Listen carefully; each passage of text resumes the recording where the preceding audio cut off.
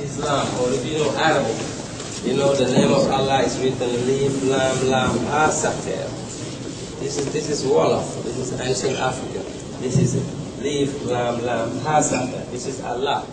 Looks like we have another caller here. Caller in the 510 area code. Are you on the layer? Yes. Hello. I'm online. Yes, can I be heard? Good evening. Thank you so much for calling. I can hear you. I was at the University of Pennsylvania Museum of Kemetic Antiquities for Brother Anouk Rashidi's presentation that weekend. And Brother Anouk Rashidi, as you know, Badar Endel, the brother who sort of took over the presentation of the artifacts, did, and in fact, we have on film from one of the pillars and reliefs from the Temple of Ptah, Allah as inscribed upon that particular pillar. And so I'm not clear whether you explained to the previous caller and made it clear the distinction between, again, pre-dynastic and dynastic. I tried to. Now, I stopped with the movement of Arabs around 640, 642 and the introduction of Islam. And so if you find that written on a pillar, on a column, it would not have been written in ancient times. It would have been written much more recently than that. There's no doubt about that. Well, brother, as you well know, the artifacts that were part of the exhibit were pre-dynastic, and again, what the brother was reading from was pyramid text, which was vertical. So there was no instance of Arabs writing upon brother. Pre-dynastic the person pillars. Who was doing that was a Muslim. There is no he was a Muslim. reference to Allah in dynastic or pre-dynastic. There's none. So the significance of him being a Muslim, the significance of him being would have made him biased about that. It would have been biased about that. There's no reference to Allah in ancient Egypt, period. Brother, it's like I'm not going to argue with you or debate you. There's no reference to Allah in ancient Egypt. So you did make the statement that he was one of the better. No. We're going to deal with this until I get cut off. But what I'm saying, there's nothing else to deal with. I've already told you. I would like to thank you. You're not being sincere and honest, brother. So with that, I'm being very sincere and honest, and that's why I'm telling you what I'm telling you. We've ended that call because this is not for a debate. This is for educational purposes and for enlightenment. Nothing to debate. Dynastic Nubia, Temple of Ptah. Number 1. There was never a country in Africa that was called Nubia. I defy all of you to show me any evidence of the word Nubia, carved in stone, or written on a papyrus, anywhere in ancient African history. From the website of the Nubia Museum. History of Nubia. The area now called Nubia extends along the Nile from the south of Aswan to the town of Daba, near the Fourth Cataract, linking Egypt in effect, the northern part of the Nile Valley, to the Sudan in the south.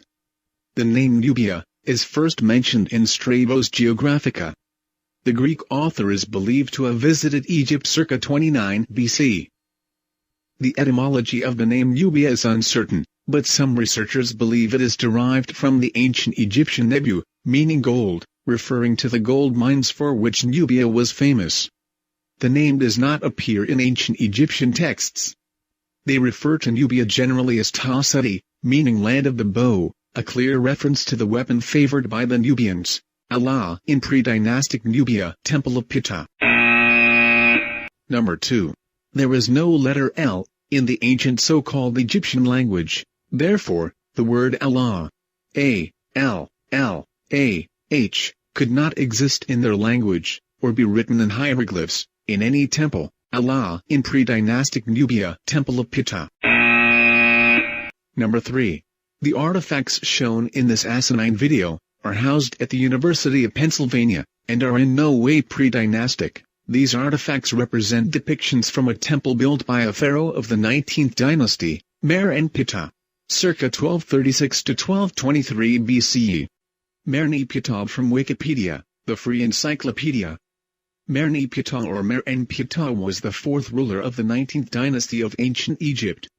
He ruled Egypt for almost 10 years, between late July, or early August 1213 and May 2, 1203 BC, according to contemporary historical records. Allah in pre-dynastic Nubia, Temple of Ptah. Number 4. These artifacts are from Merenptah's royal palace, built adjacent to the Temple of Ptah. Therefore, the artifacts in this asinine video are not even from the Temple of Ptah.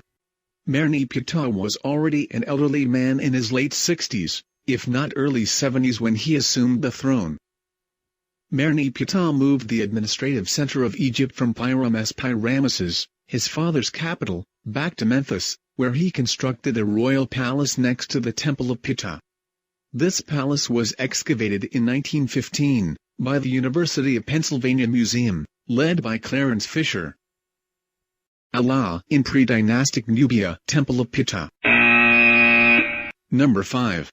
Merenptah's royal palace was not built in Nubia.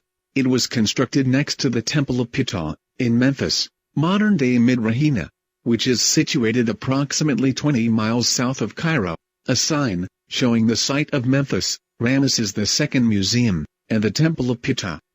A map showing Midrahina's location in relation to Cairo.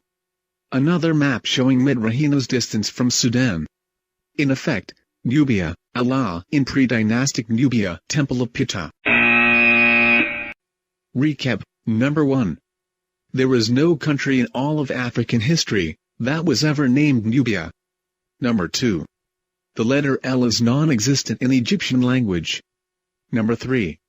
The artifacts in this video are not pre-dynastic. Number 4. The artifacts in this video are not even from the Temple of Ptah. Number 5. Merenptah's palace in Memphis was constructed almost 1,000 miles away from the so-called Nubian border. Number 6. The damn fool who posted this video doesn't have the foggiest clue about what the hell he's talking about.